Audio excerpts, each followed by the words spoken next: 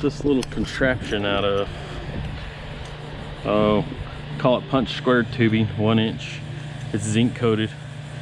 Bought it from Home Depot, maybe like 19 bucks or something.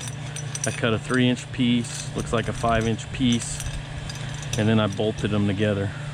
Now, these bolts I had were, I just had some galvanized sitting around, so I just used those.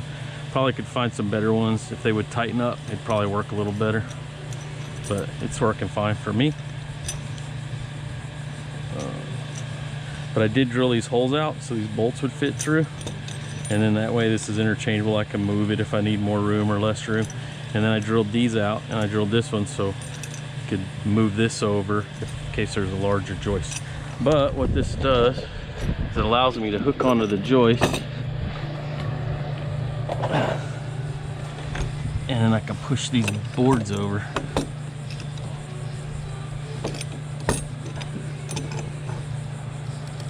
And suck them up.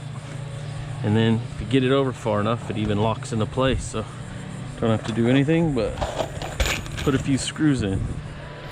And today I'm liking the Porter Cable brushless model, which seems to be the better of the 3 drills I have here, or impacts I should say.